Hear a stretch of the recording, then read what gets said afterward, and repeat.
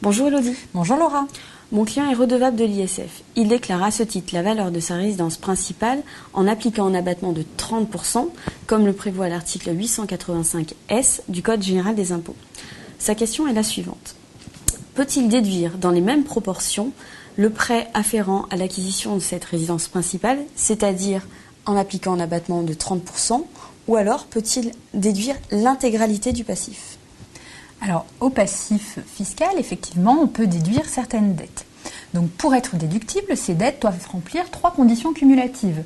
Donc, d'une part, elles doivent exister au 1er janvier de l'année d'imposition. Ensuite, elles doivent être à la charge personnelle du redevable. Et enfin, elles doivent être justifiées. Alors, il existe un régime particulier pour les biens qui sont exonérés. Alors, par exemple, les bois et forêts, eux, sont exonérés à hauteur de 3/4 de leur valeur. Donc, on ne les déclare que pour 1/4. S'il y a un passif afférent à ces biens, eh bien ce passif sera aussi déductible dans les mêmes proportions, c'est-à-dire à hauteur de 1/4 dans notre exemple.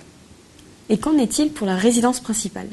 Alors, l'article 885S du Code général des impôts prévoit qu'un abattement de 30% est effectué sur la valeur vénale de la résidence principale quand il s'agit de le déclarer à l'ISF. Cet article 885S figure dans la section 5 du Code général des impôts, qui s'intitule « Évaluation des biens ». Il ne figure pas, cet article, ni dans la section 3 sur les biens exonérés, ni sur la section 4 sur les biens professionnels.